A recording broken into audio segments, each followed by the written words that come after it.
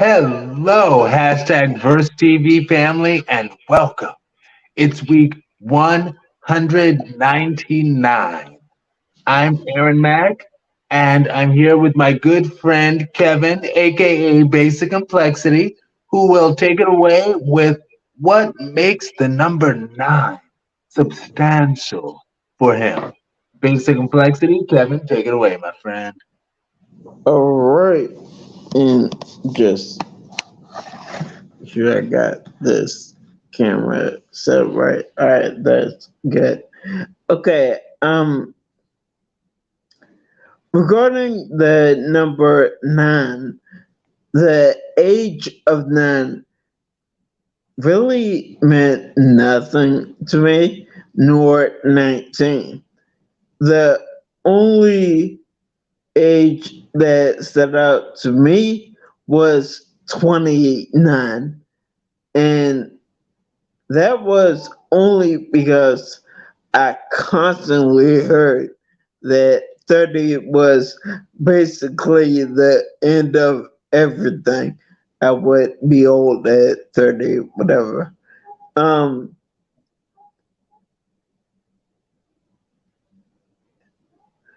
so then on my 30th birthday, it was just another day, nothing special.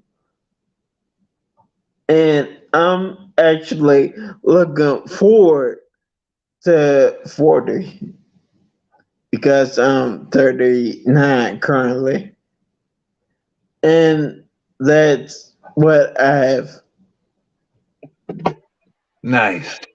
It's funny. There's a term called geriatric millennials, which they're calling us, the older millennials. So they say we're geriatric millennials. And it's interesting because 30 used to be that age that it's, it was always like, oh, you're old at 30. Oh, I don't want to be old. Because I remember when I was 24, I was dating a dude who was 28, and he was talking marriage, and I didn't know where I stood on the. I always believed that gay people should have the right to get married. I did not believe that it was what I wanted in my political, because of my political ideologies or whatever. So I was like, you need to be able to find a man before you get old. At because and he was 28. I was like, you need to be able to date somebody who will give you marriage. I don't know if I can give you marriage because you're about to be old. Anyway, anyway, yes. So my new song for the week is coming from the this is a 2020 song by Doja Cat, and it is her "Say So Like That" mashup. Let me check my breath right quick. If it's in a dress like this, wonder why I got quiet on set like this. Anyway, oh my god, like I even hurt my neck doing that. But whatever. But yes, Doja Cat. It's so interesting because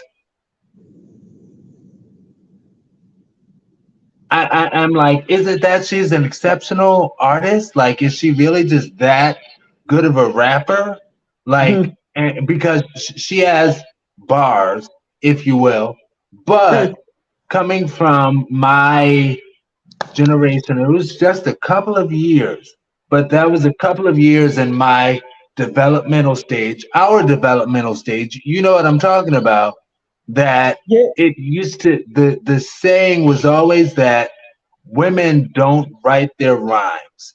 It's a misogynist industry for rappers, and only men can write good rhymes because the women on the top were Lil Kim, and everybody was like, Biggie is writing her rhymes, even from the grave, and uh, um, Foxy Brown. And it was like, Jay Z's writing her rhymes. So it's like, That's sort of why I grew up just thinking that women don't write rhymes.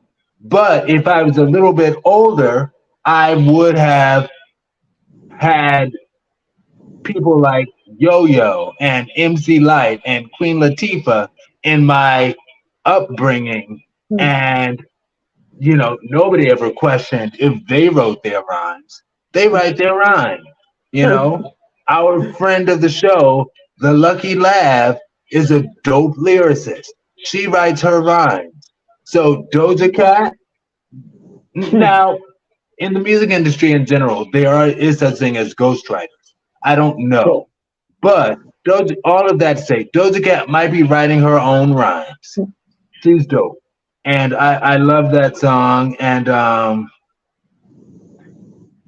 yes, Basic Complexity, your older song. Yeah, in other words, your 30 plus song, right?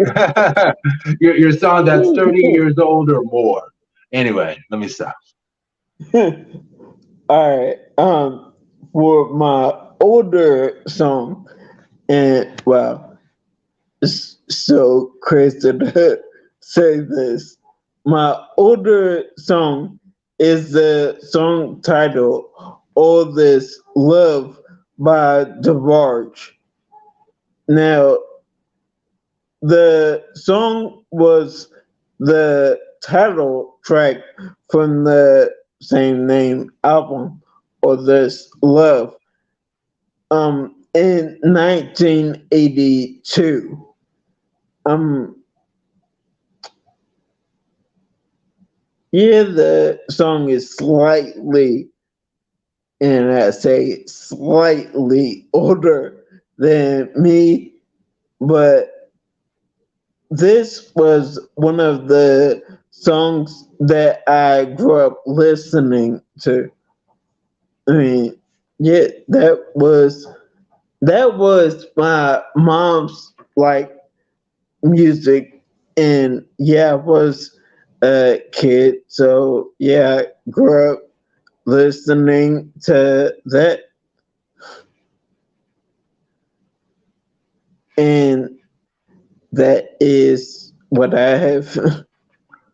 Yeah, I love that song. That's actually one of my I don't know if I classify it as one of my favorite songs ever, but it probably is one of my favorite songs ever. And that's an exceptional song. DeBarge is just amazing, right? They're DeBarge. Yeah. And I also grew up with that song.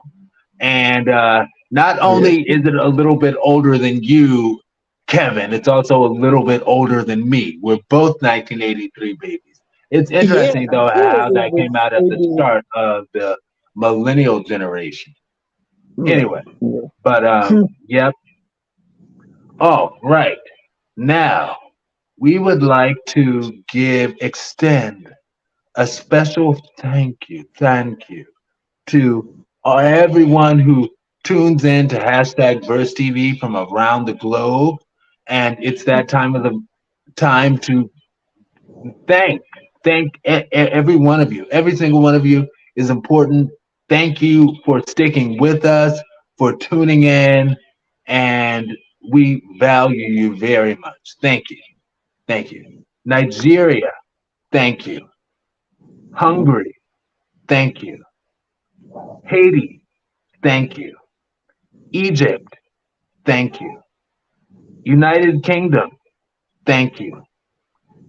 Germany, thank you. Belgium, thank you. Singapore, thank you. United States, thank you. We thank you all very much. Thank you for sticking with hashtag Verse TV. We're at week 199. We wouldn't be here if it wasn't for y'all. Thank y'all. Thank you. And we hope that you're enjoying this as much as we are. We enjoy being here as well. All right. Now, yeah, I guess I feel like I talk so much.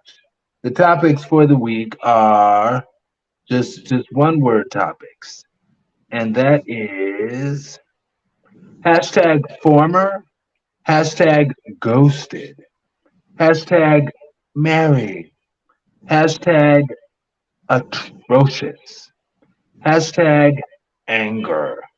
All right.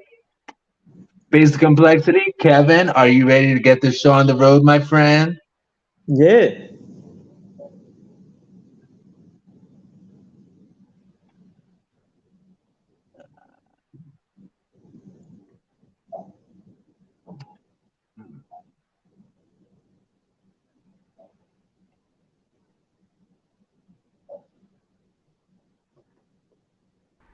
Hashtag former at Gay Magazine, hashtag VerseTV 199A.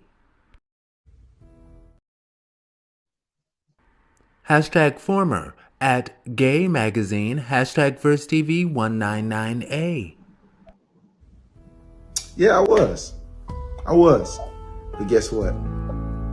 My God is a deliverer. And he delivered me.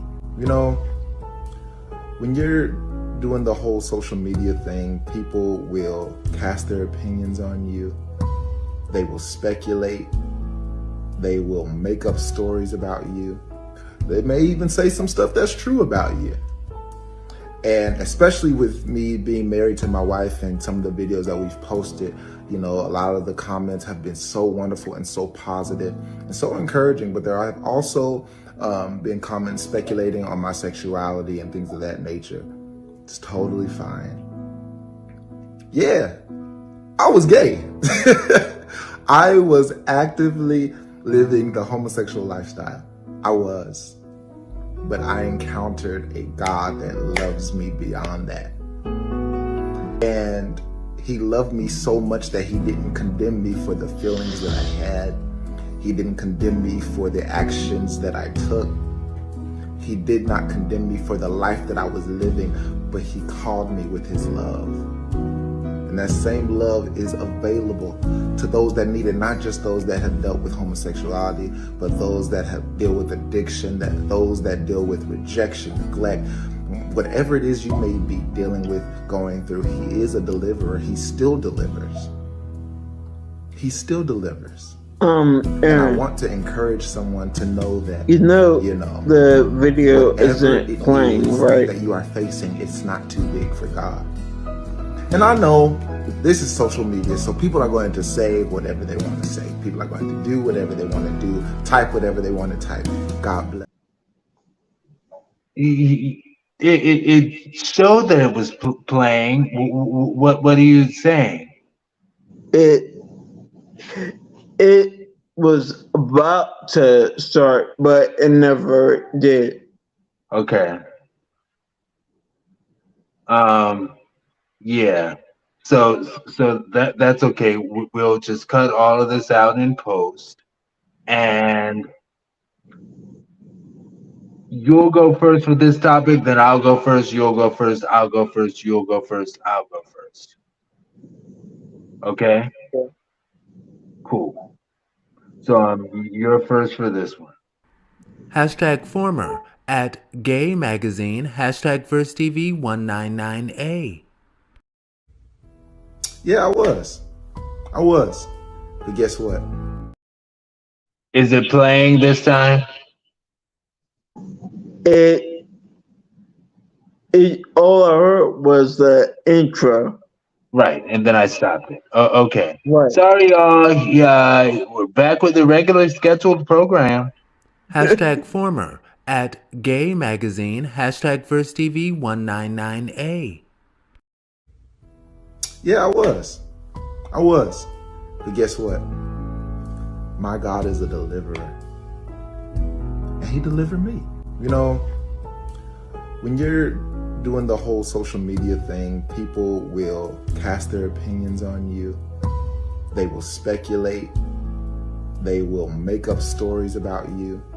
They may even say some stuff that's true about you. And especially with me being married to my wife and some of the videos that we've posted, you know, a lot of the comments have been so wonderful and so positive and so encouraging. But there have also been commenting, speculating on my sexuality and things of that nature. It's totally fine. Yeah, I was gay. I was actively living the homosexual lifestyle. I was. But I encountered a God that loves me beyond that. And he loved me so much that he didn't condemn me for the feelings that I had.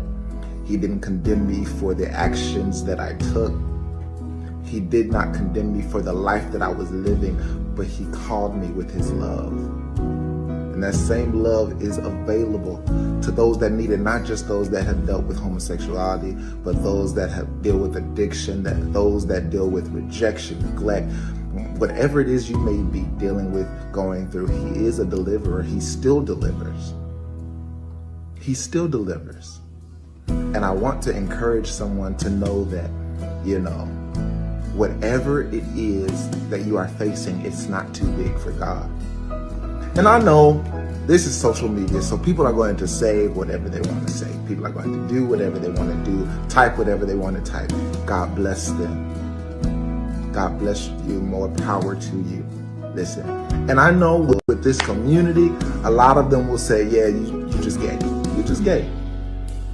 You can't change your sexuality. You're right. I can't change my sexuality. But I serve a God that can change my heart, that can change my desires.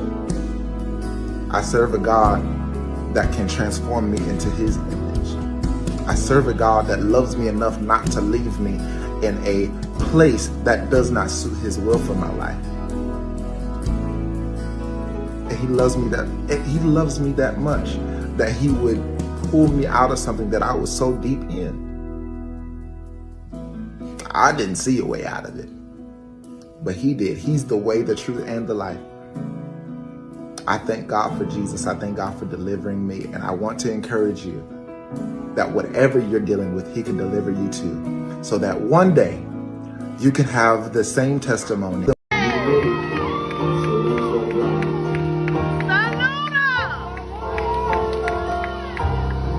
Come on, everybody, celebrate what the Lord has done.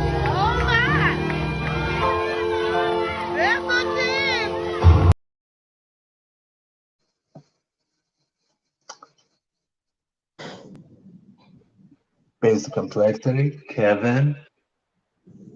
Okay.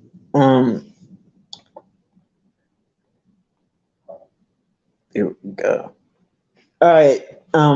Typically in situations like this, really don't even like to comment. So I will simply say, do you, man? I'm not even going into my own personal beliefs, other than saying that, in all honesty, you cannot 100% change your sexuality. Change. Yeah, in my personal opinion, I will even say that if you could change 99%, that's cool, but you still have to acknowledge that 1% still there, even if it's way in the back of your mind. Just be realistic. And that's all I have. Well, I'll say that was an issue for me at 24, and that was my, with the dude who was like, let's get married. And I'm like, but I don't know. And that was the reason why I was like, I don't know. Anyway, so I will say my initial reaction to this was, I'm partially divided on it.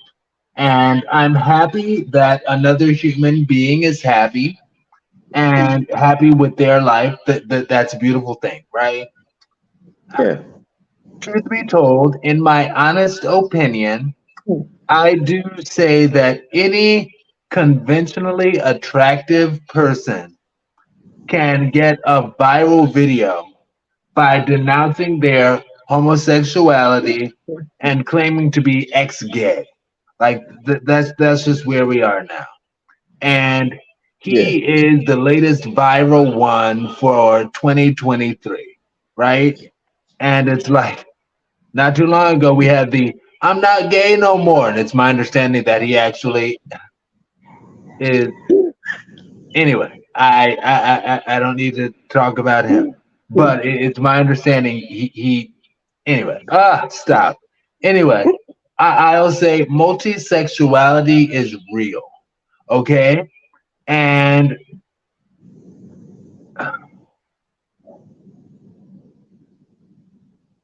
he can be bisexual, pansexual, whatever, and just cutting off a part of that and being sincerely into what he's into, you know. And I'll say, Mm. as for the wedding, I love the woman's cascading Regina Bell 2004 ponytail edition, diva, very diva.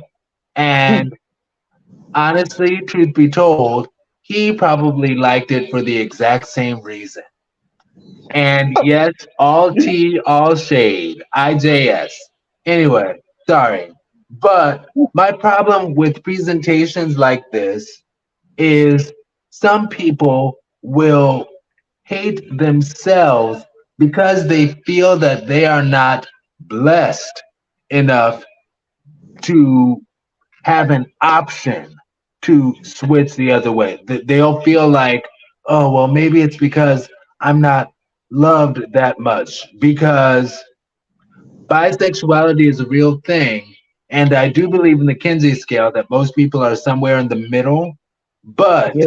it's like to varying degrees. So, what about somebody who is on the closer to gay side of the spectrum and they can feel like, well, maybe it's because God doesn't love me that I can't just switch like he did. You know, maybe I'm doing something wrong. That's my problem with presentations like his. And okay. Basic complexity. What's your one and one? All right.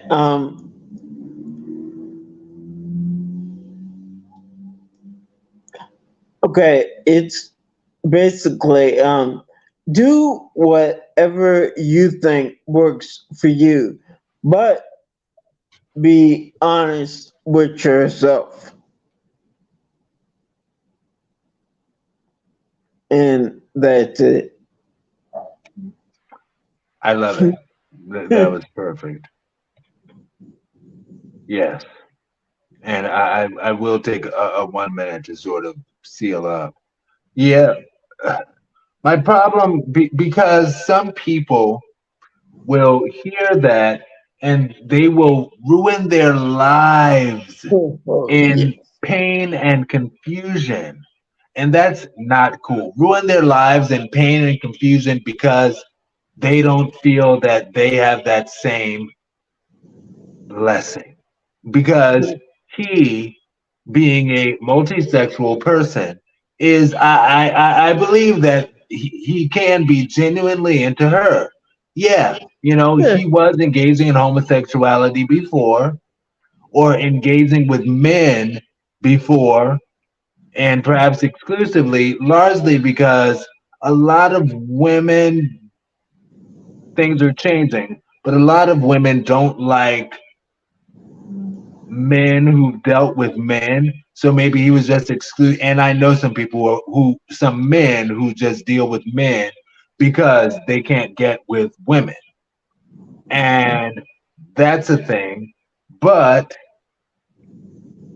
anyway, all of that, it's not cool. So My one sentence is yes. Non-affirming churches are hurting themselves, and media is picking up the worst of their hate and making them a laughing stock. I hope they learn their lesson in time, and I am going to marry my husband at my church, and I am proud of that. Okay. Thank you, Oakland. Yes. Okay. Anyway, but okay. So, are you ready for the next one? Yeah. All right.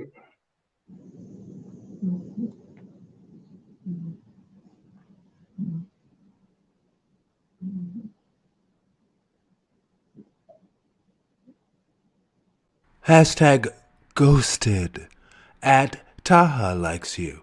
Hashtag VerseTV199B. It sucks that he ghosted me. He was literally like the perfect guy. And it's like, I finally find someone who's so perfectly compatible with me, and he does that. Wasn't compatible with you. What do you mean? The fact that he ghosted you isn't separate from his defining characteristics, like being smart or fun or attractive. It's literally a part of him. You didn't meet a fun, sweet, charming, attractive guy who then happened to ghost you. You met a fun, sweet, charming, attractive guy who isn't emotionally capable of communicating with you, and so he ghosted you. It was a result of his personal inadequacy. He has poor communication skills that would not have been sustainable in a relationship, and he showed that early on in the trajectory of your interactions. So him ghosting you isn't this like separate event that happened. It's him. He is a man baby. And I know you, and I know that's not what you want. And thankfully it showed up early on enough that you didn't waste your time. A lot of times when you like someone, we'll attribute a good part of them to their personality and a bad part of them to a situation or some external factor. That's normal. You like them, so you want to give them the benefit of the doubt. But that's not realistic. It's more nuanced than that. Huh. I never thought of it like that. Yeah, that makes sense. Thank you. You're really smart. And nice and funny and attractive. You should follow me! All right. So, I will. My initial reaction is also my connection to this, in that as someone who has ghosted in the past when I was younger, I was honestly a little personally, I took it on the chin, as they say, a little personally offended when he referred to us as man babies. But honestly, he's right. And yes, it is from ineffective communication. And I'm going to go back to this guy because I go back to him a lot because it was a very substantial point of my life. Point. Anyway, but I remember I dated this. Well, no, I was talking with this handsome autistic dude, highly functioning autistic dude. Right before I was diagnosed with multiple sclerosis. And I didn't know how to tell him that my lack of understanding on autism made me uncomfortable, and I didn't know how to express that. So I ultimately just ghosted him. And subsequently, when people do that exact thing to me because of my whole multiple sclerosis situation, I just take it on the chin and accept it as my just desserts. And it's funny. I looked that up because at first I thought it was just deserves, but no, it's just desserts. DESERTS. Anyway, but yeah, I would just take it as my just desserts, and perhaps sometimes I would take it a little too much, accept it a little too hard, and it would be kind of self-sabotaging, like I don't deserve this because I did him wrong or I've done people wrong, which is that song by Regina Bell that I love, where she says, I've been used and I've been good at using. I've done people wrong and I've been done wrong. And sometimes I would be like, oh, you don't deserve anything because you've done people wrong. Anyway, I attribute my poor romantic communications to my lack of a puppy love stage in school. But not only gay people are deal with issues of ghosting due to poor communications, many people deal with that. So it's not like the lack of a puppy love stage is going to be the reason that somebody is a ghoster or a poor communicator in relationships. And fortunately, I will say, in spite of the foolishness of the previous guy's video, whatever, gay people are getting puppy love stages in school now. So yay for gay rights. Thank you, GLAD. Thank you, HRC. Basic complexity.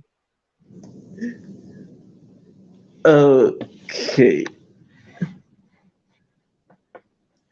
All right.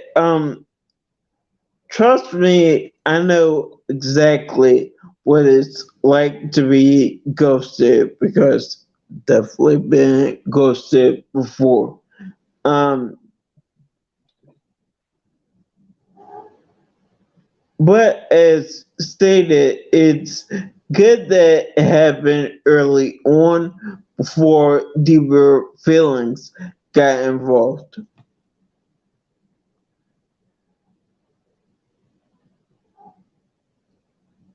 And all right, that's I think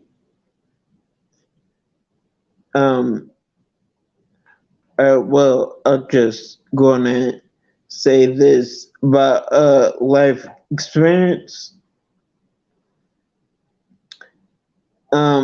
that I've had that relates to this has been the few times I was ghosted after officially being diagnosed with multiple sclerosis, and yeah, it happened a few times. Um, However, although it did suck, I had friends to turn to, so I didn't feel completely alone. And that's what I have. That's definitely a good thing. Absolutely. Because your friend can be like a mental health counselor who's not a mental health counselor until you're able to get a mental health counselor. Anyway, oh my gosh. Blah, blah, blah. The last thing I did want to say in my 1 minute before my one sentence is I have a thing for dudes with thick eyebrows. I'm sorry, it's just a thing. I've always loved that. Like if a dude has like really thick eyebrows, like his Taha, I looked up like how to pronounce that name. It seems like it's pronounced Taha, but him. Um, I dig that always. Anyway, but yeah. So my one sentence is gay or hetero, married or not. Quality communication in relationships is always a priceless skill worth improving. Basic complexity, you're one and one. Okay. Whenever you're in a situation where you end up being ghosted, then consider it like a blessing in disguise because it probably avoided a meteor or something. And that's what I have. Oh, right. And for the next one, you are going first, my friend. So,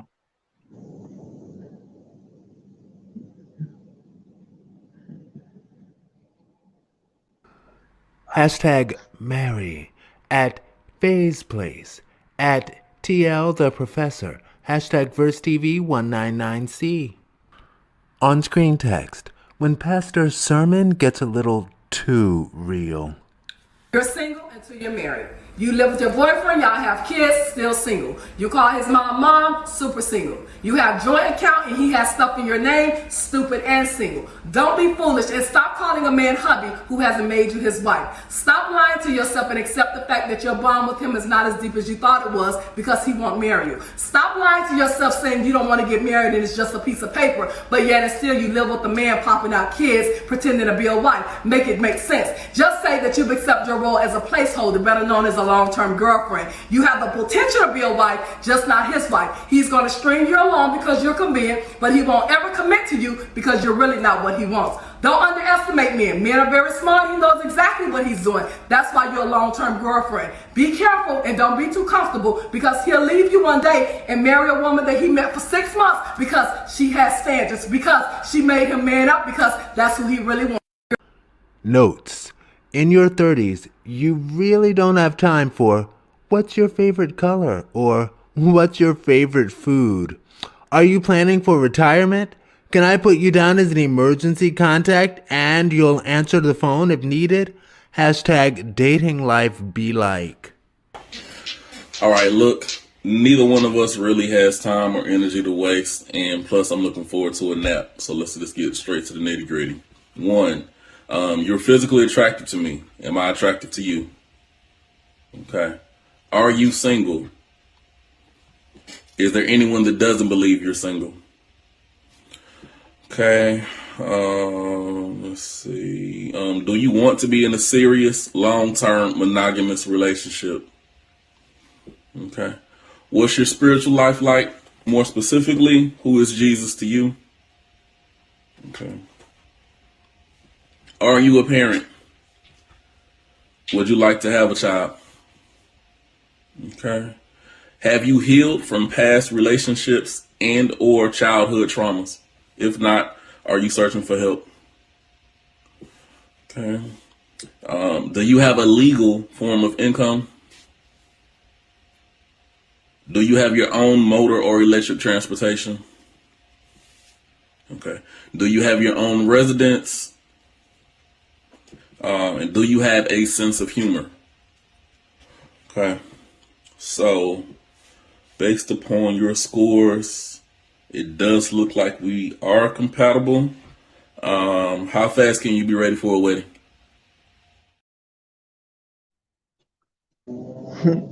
Basic complexity, Kevin. All right. Then I guess kind of breaking this to two parts.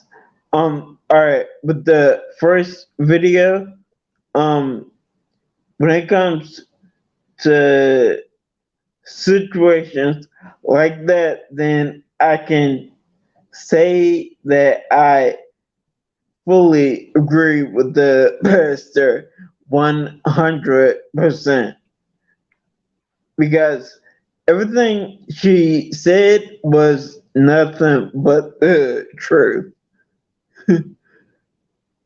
In regards to the second video, I completely understand the questions he's asking because he is getting straight to the point. And it makes sense because when you're in your late 30s, like myself, game time is pretty much over.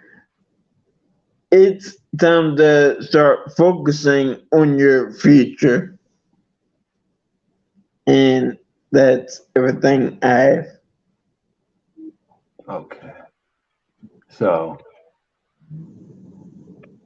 my initial reaction, so real.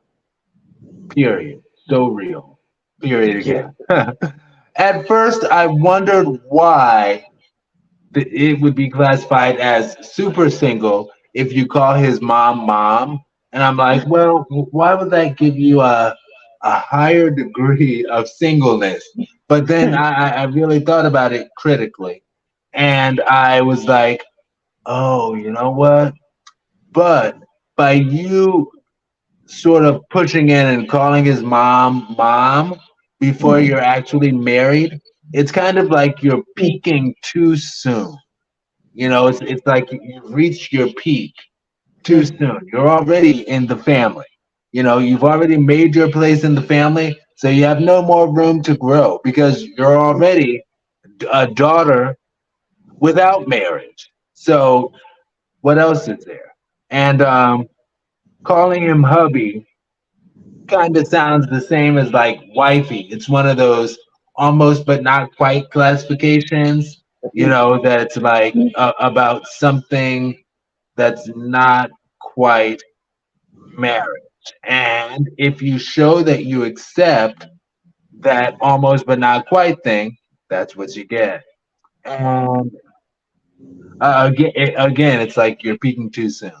And as for the guy's video, at 39, I am very much there right now. And it took me a while to get there, but I'm there now. And unabashedly so. And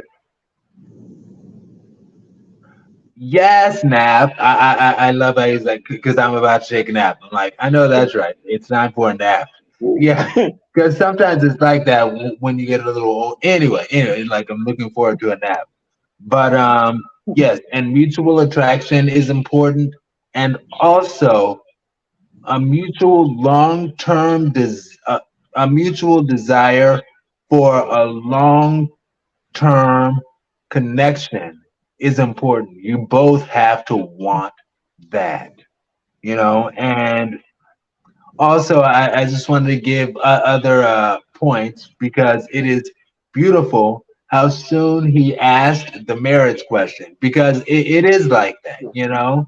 It's like that, you know. Are you ready for a marriage?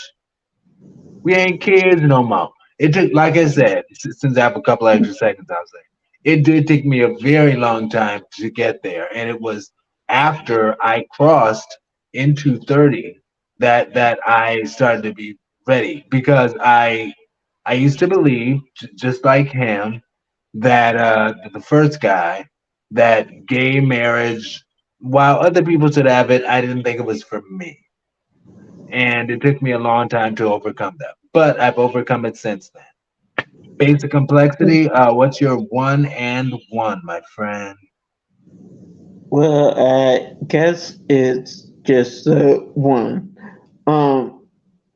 And it's basically that it's time to really get things in order with your life. And yeah, that's all I have. My one sentence is when you know, and things don't have to drag. Facts. All right. Are you ready for the next one? And I'm first for this one. Oh, I wanted to explain. Trigger warning, people. Trigger warning. FYI, trigger warning. Okay. We're getting a little deep in the proverbial weeds, if you will, the weeds of atrocities in the world. And I'll go first with this one. All right. You said you're ready. Yeah. Let's do it. Hashtag atrocious at Jacori Vegas. Hashtag VerseTV199D1. Most Africans believe that Adolf Hitler was the worst man in history because that is what school taught them. But was he? No. Adolf Hitler only went down in history as the worst man because he killed white people. There were leaders who committed worse atrocities than Adolf in Africa, but they did not go down history as the worst. Someone like King Leopold of Belgium chopped off the hands of young African children for not collecting enough rubber. The parents of these children would then be forced to take pictures holding these chopped parts, so they would send postcards to Belgium. The people of Belgium would in turn celebrate these acts by making chocolates that imitate the chopped parts of African kids. The chocolates would be sold in their supermarkets in honor of King Leopold. As a matter of fact, they even had statues of him honoring him for what he did in Congo. King Leopold of Belgium should have been the worst man in history.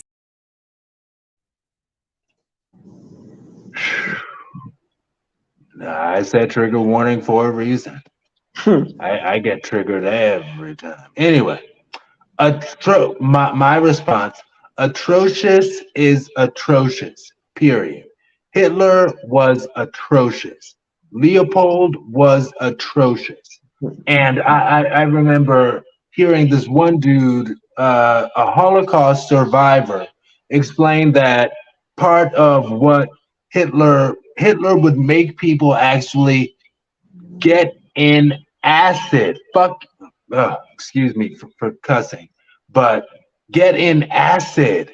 And I'm like, what the? That's atrocious. Making people get in acid? Get out of here. And it's like, our friend, Storyteller, mentioned on hashtag Verse TV in his hashtag Verse TV interview that colonialism was slavery at home, while slavery abroad was slavery abroad. Colonialism was slavery at home. And I remember speaking with a good close connection of mine in Africa about that, and I was like, "What are your thoughts when you hear something like that?" And he agreed, and he sent me this video. And I was like, wow, and yes, Leopold was atrocious. And I mean, postcards of parents holding their kids' severed hands, like, all of this is just triggering me again, and it's ridiculous. And they would sell chocolate treats to people as a tribute to Leopold. Chocolate treats of severed hands. Like, how disgusting could you? Oh my gosh.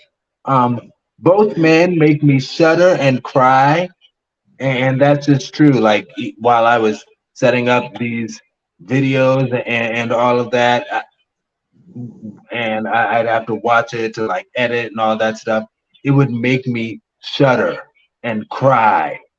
Like, that's oh my gosh, just to think about what people were put through. Oh my gosh. And don't even get me started on gator bait babies. Okay, Florida, don't even get me started on gator bait. But yes, groupthink can make humans truly not value the lives of their human siblings, seeing them as not human. Sage George Carlin spoke on this. Again, atrocious. Base complexity. Okay. There, in general, there are many things. Now I'm speaking as far as the United States. There are many things that are never taught because I have never in my life heard of something that horrific.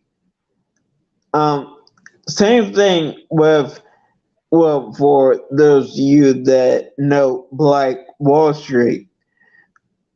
As I've grown older, I've learned that I had to educate myself on some things because our education system is not the best. And that's what I have. It certainly can leave a few things out, to say the least. And anyway, All right. Are you ready for the next topic? Yeah. All right. And this is Hashtag anger at The Daily Show. Hashtag VerseTV199D. Thank you, Cable News. Now, at the top of the anger food chain are the politicians who benefit the most from our outrage because politicians know that rage equals donations. That's why they're constantly pushing stupid culture war issues on us, whether they're real or completely made up. This morning, a new warning about the dangers of misinformation spreading online and making its way into political races. And this latest claim that some school districts are providing cat litter boxes for students who identify as cats. The first sign of the rumor in the U.S. appears to have been at this Michigan school board meeting last December, where it was discussed by a parent without proof, then shared on Facebook by a chairwoman of the Michigan Republican Party, referring to furries, the false story snaking its way across the country, and now into Republican stump speeches. Have you heard about the litter boxes stuff? Yeah. Yes. If we don't push back on the craziness, it's not going to end. A cat.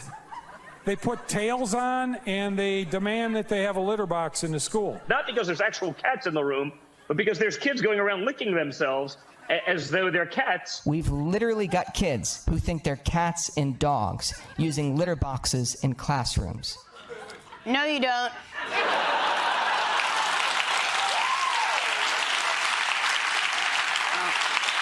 You literally don't. Kids are not trying to shit in litter boxes in school, or at all. I mean, most kids won't shit in toilets in school. Are you kidding me? Other kids might know that you shit, and that's a secret. This is how I know it's a lie, because they don't have one example of it happening. Not one.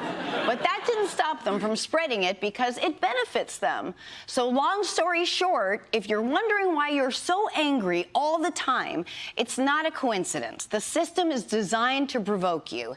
And politicians like this system because they profit from it. They survive from it. They can say anything as long as it's what their audience wants to believe. all right. There's complexity. All right. Well, first off, I just want to say I love Sarah Silverman. That was hilarious. Now, after hearing and researching this, I can honestly say that it is a complete lie. I am completely open to someone proving me wrong with valid proof of litter boxes in schools, because that isn't real. And that's what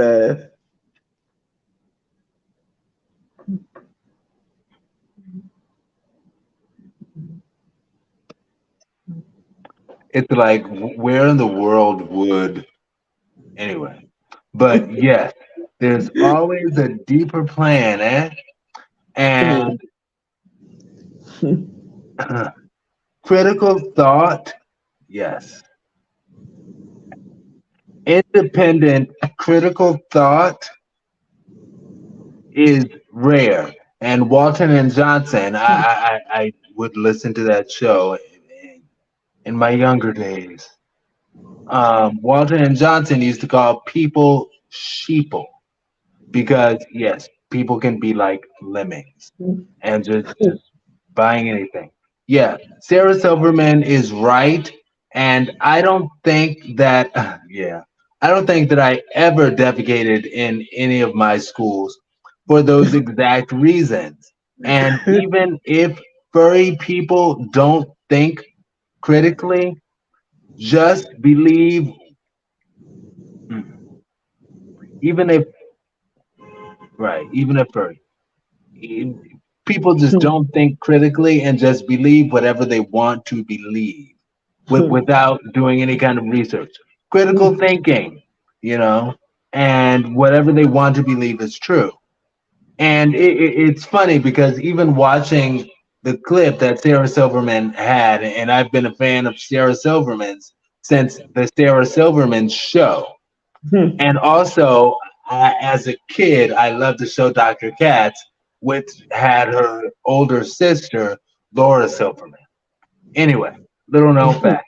But it's like the game Telephone, because you saw the guy talking about, it started off as people wanting litter boxes because they're cats. Then the other guy was like, people want litter boxes because they're cats and they lick themselves. Then the other guy was like, people want litter boxes because they're cats and they lick themselves and they also want to be dogs. And it's like, what? Like it was just like the game Telephone. And yeah, litter boxes for cats and dogs, that's kind of whatever.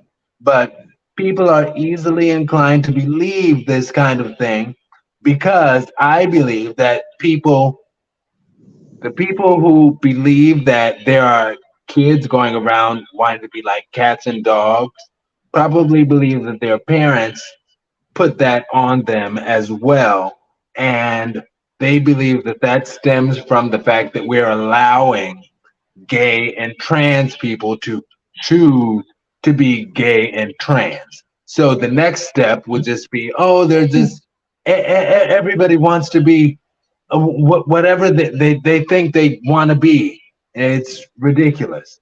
And yeah, I think Sarah Silverman is dope, a great host, post Trevor Noah, who is also great. Anyway, basic complexity, you're 1 and 1.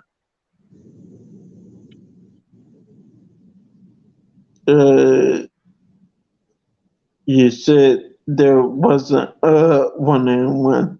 There wasn't a 1 and 1 for the previous topic.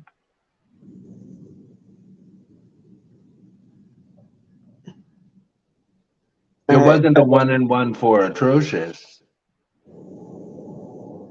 Okay, I didn't think it was 1 and 1 for either of those. Nope. So, well, just pick one sentence from your thing from before that you feel kind of sums it up right quick.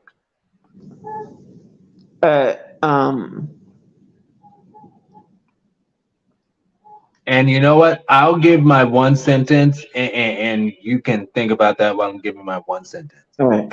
My one sentence is, we spend too much time with pop media uncritically vegging out and getting angry while we veg out. Get outside and enjoy the day. You might meet someone special. Anyway, basic complexity.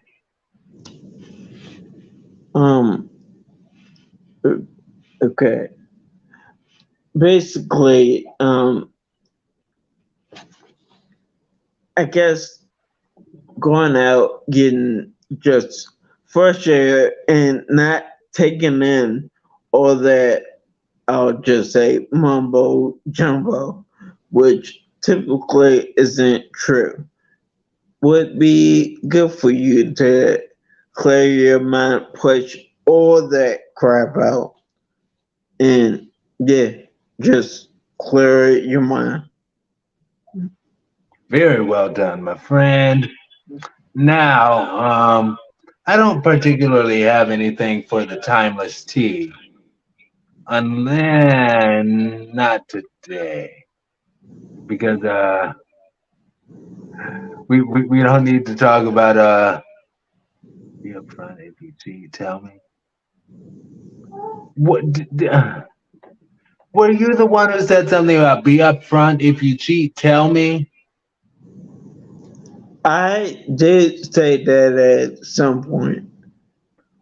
Okay. Let's talk about that because I think this is one of those things that on which we explain yourself with that, please. All right. Yeah, because I definitely had an ex that cheated on me. I don't know how many times. I I stopped counting after 5. It's like, all right, however many times he cheated. And I'm like really just own up to whatever alleged mistake you made. And it's better for the person to just admit it from jump than to be like myself and find out from a third party later on, because that is embarrassing.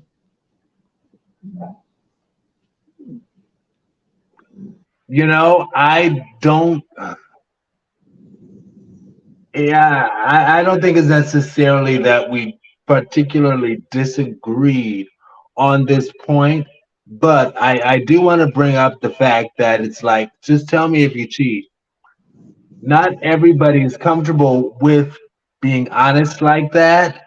And I think about a friend of mine from years ago who told me about this guy that he dated, and he was, very sexually open, my friend. And he was like, yeah, if you want to sleep around, that's fine. Just let me know who you're going to do it with before you do it and all that stuff, so I can take my necessary precautions. And I might want to see, I might want to join, but just tell me.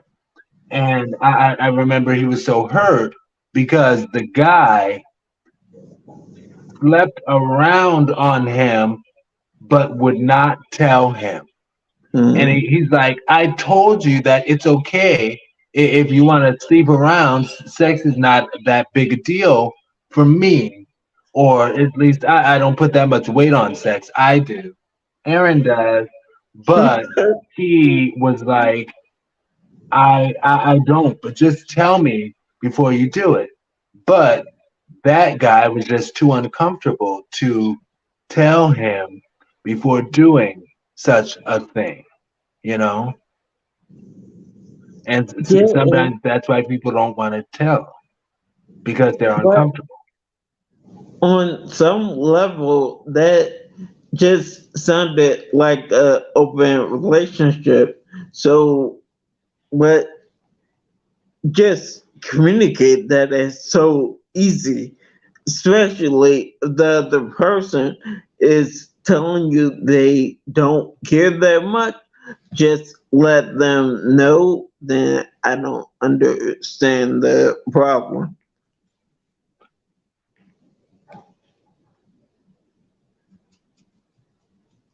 Huh. You call it an open relationship. I'm not sure. Well, I guess to a degree it must have been some sort of open relationship. But open relationship doesn't mean there are no rules or request of rules. It doesn't mean just go out and do any and everything, because you still have to be safe, and but ooh. And oh my gosh. I'm honest with you all at #VerseTV. I can't help it, you guys. I tell my story. I do. I dated a dude who we had gotten to the point that I, sensed some things and sort of knew that some things were going on. And I was like, you know what? If you want to sleep around, that's okay. Just tell me before you do it. And his response was, I don't want an open relationship because open relationships ruin the relationship. And I was like, so you want to stay closed in a relationship, even though you've already stepped outside of the bounds of the relationship? You want to close it back? It's like, yes. And I was like, okay. And he stepped out. It's outside the bounds all over again and again and again and again. And it's like people, I think it's like, I don't know if it's, and I'm going to want your opinion on this, but I don't know if it's that it's a power play that people like the power of being able to do this thing that they're not supposed to do. And people like having to sneak around to do this thing that they're not supposed to do, as opposed to doing it out in the open. It just feels like, oh, well, you're just making me do this, as opposed to, hey, I have to keep it on the low, keep it on the low, because you don't want to be caught. So there's more of a mystery to it if you have to keep it secret. What are your thoughts on that, Kevin? Well, like I said before, in all honesty, I think they should just be able, even if you cheat, just own up to it and say it from jump, instead of letting the other person find out down the line, however. Because that's only gonna cause that other person more emotional pain.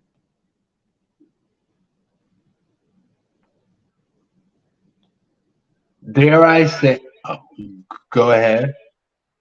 I ain't said nothing. Oh, I think I heard the echo. But yeah,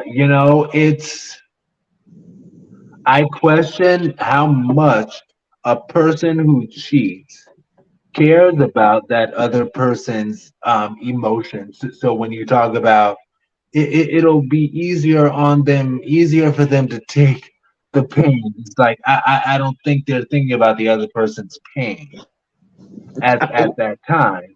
And also telling of their escapade. Let me take you on an escapade. Let's go. Telling them about your escapades, that takes away the power of working to keep something secret. There's fun in keeping something secret.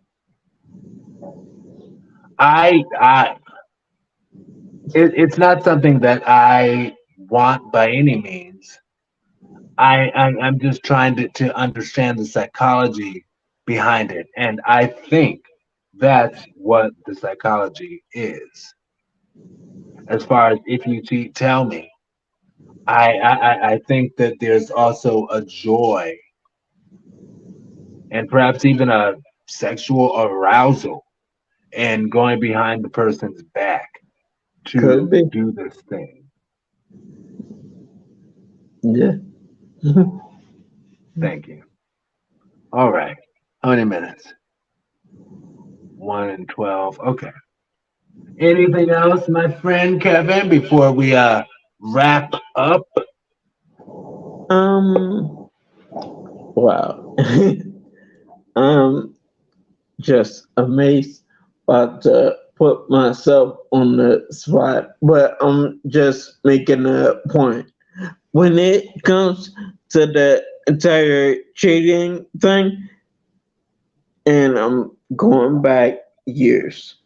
Alright. Just with my first boyfriend, yes, technically I did cheat on him. However, I told him that same day, and I was like emotionally just completely right. And actually, he had to tell me to calm down. Yeah, because I was just done. But yeah, at the time, I might have been 18 at the time. And yeah, I definitely fell for the very, well, at least to me, very old saying of, well, let's just chill. Now, at that young age, I took it extremely literally, like chill, hang out, whatever. I didn't think he was gonna try to start nothing, Suck a dick, more or less. more or less. I'm sorry, but yeah. Nah, you're right. You know, and this is timeless to you, so we can go anywhere with it. I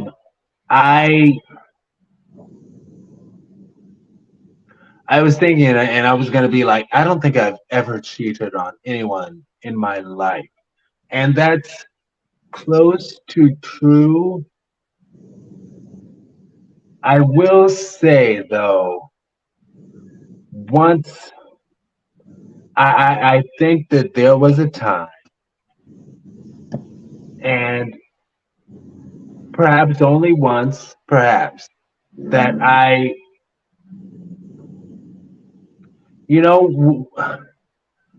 felt that he had checked out of the relationship. So I was like, well, if you're not going to call me 15 times a day and you're only going to call me 8 times a day because you don't love me, that means that you're checking out of the relationship. So I can check out of the relationship too. And I met someone. It's amazing how it goes in your 20s. You know, when you're in your 20s, it's back to back to back to back to back to back to back. Anyway, but yeah, I met someone and I was like, well, I guess he's checked out, so I've checked out too. And then sex is never that huge to me. So I don't think it was meeting him for a hookup necessarily, but it might have been just meeting for a connection. I'm trying to think of that song. And I found someone. I can't think of it. What is it? Oh, Lady Gaga. Oh my gosh. And I actually love this song by Lady Gaga. And this needs to be one of my throwback songs one day. But there's nothing else I can say. Hey, do you know that song? Nothing else I can say. From her first album. There's nothing else I can say. Anyway, sorry, but yes. So I found someone, and I found someone. But now when I listen to that song, I use it for the positivity within it. And I found someone good, not found someone on the grounds of checking out of another relationship that he hadn't checked out with me, you know. But I found someone on the. Let me stop. So yeah. Like I said, it wasn't so much. It was emotional cheating. I guess like a stereotypical woman, you know, in that I checked out because he was only calling me 8 times a day now. So I was like, I guess he doesn't love me really, you know, and I checked out emotionally and emotionally cheated. What are your thoughts on emotional cheating? Then we can bring it to a close. How many minutes? Not too many, but yeah. What are your thoughts on emotional cheating? Emotional cheating, I don't think I probably have, but I don't think I've ever been in that type of situation. Although I know emotional cheating does exist. I just had no firsthand knowledge of it. Yeah.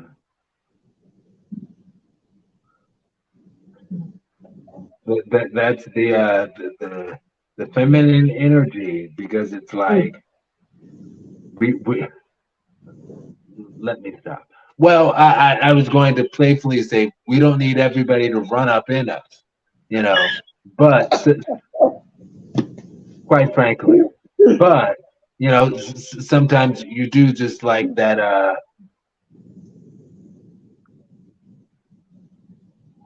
romantic time with someone, you know. Anyway, at 39 years old, I am so far past those days. I am ready, like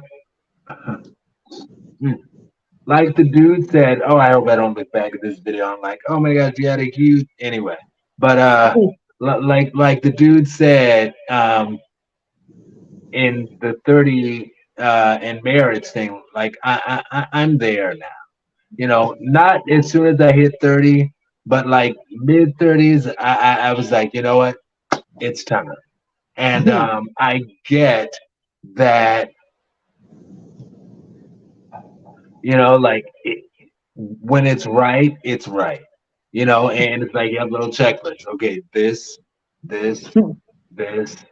okay. Can I also say, just as a side note, admirer, and I believe he's heterosexual. I don't know. I always assume everyone's heterosexual and unavailable until proven otherwise. But oh my gosh, he was fine. I'm sorry. I'm sorry. Yes, he was. Anyway, oh my gosh, and you know, before the show, I told myself I wasn't going to say that. I apologize, but I said it. But yes.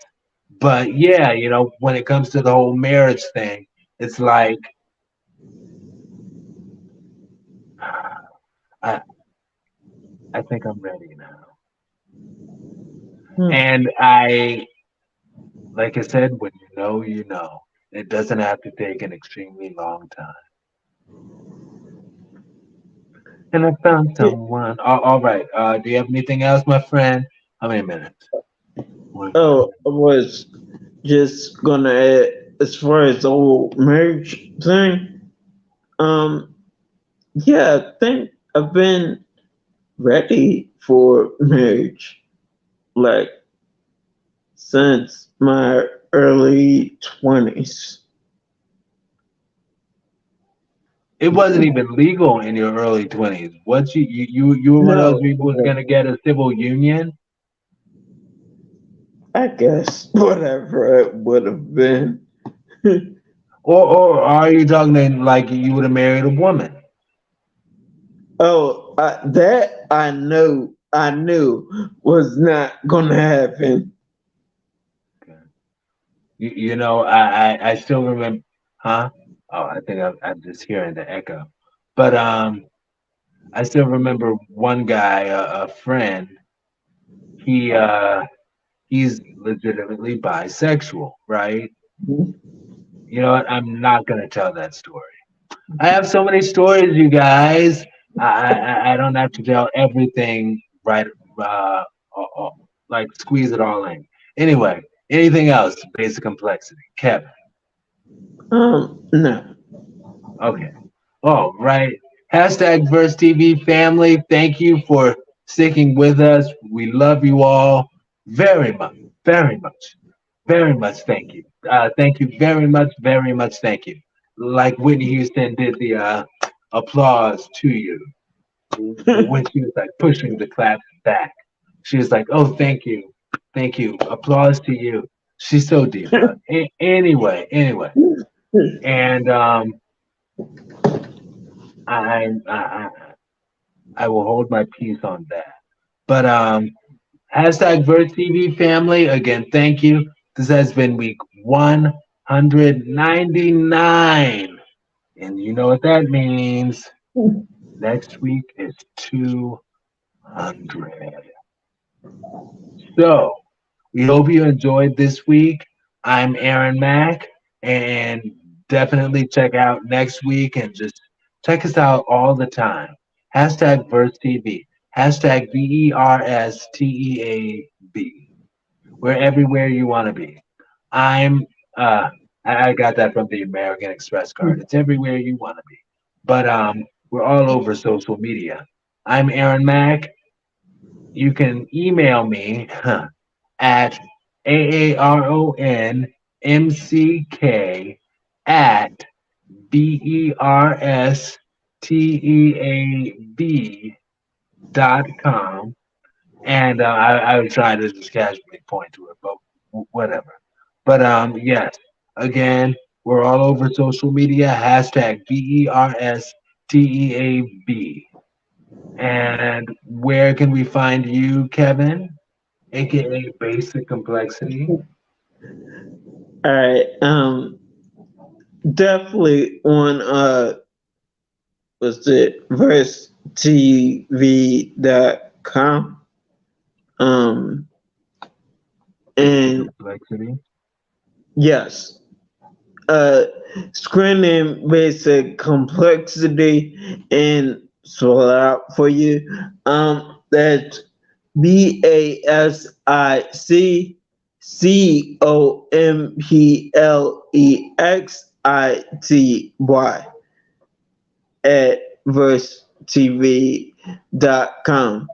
And with the name, and I always have to make a note of this or point it out, like take the two words basic and complexity, mash them together, new space.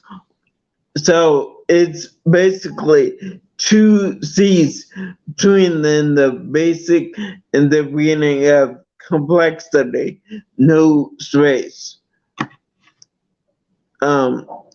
So yeah, just BASICCOMPLEXITY at versetv.com. And I could also be found, surprisingly, on wanna say Instagram under Basic Complexity. So if you have any questions, definitely hit me up there also. And yeah, let it be known, a question about the show if you have one. And you could contact me there. Also, I'm also located on TikTok. And I don't know why I keep My Basic Complexity. I'm sorry. My Basic Complexity. Thank you. Because I definitely forgot. Alright, so and you said that's TikTok, right? Yes, sir. And I will add that you are truly a beloved treasure on TikTok because your TikTok videos get a lot of views, my friend. People love them some Basic Complexity. IJS, but continue. Say what? IJS, I'm just saying, but continue. Oh. Well, yeah, on TikTok and I already said Instagram, so TikTok also, and it's something else I'm forgetting, but definitely those two. So yeah, I really can't think of anything else. But if you have any questions or anything, feel free to hit me up.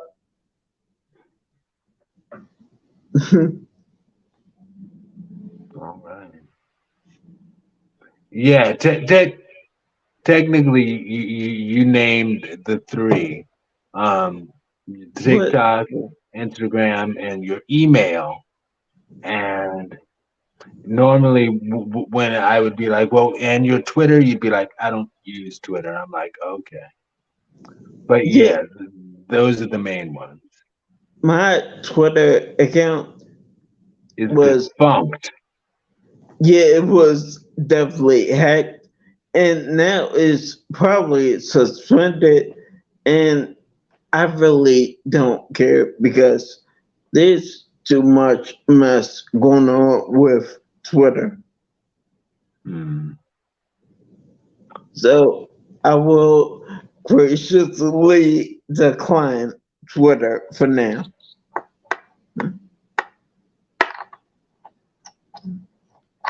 So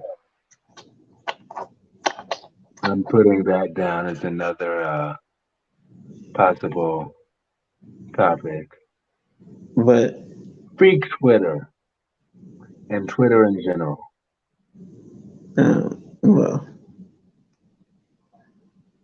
Well, not topic, but timeless tea.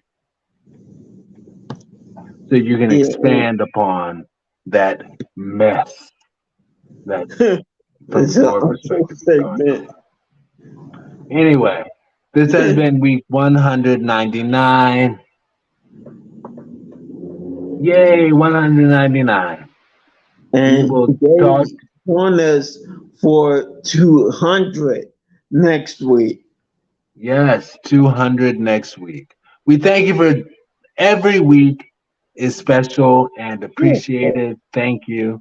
And next week is 200, which is a big deal. Yes. And we want to make it like extra special for you too. All right. Talk to you later. # Verse TV family. Peace. VerseTV.com. And I'm pointing to it, but if you could lift it. Other way. There we go. All right. # VerseTV.com family. We'll talk to you later. Peace. VerseTV.com. Stay blessed. Have a good night. All right.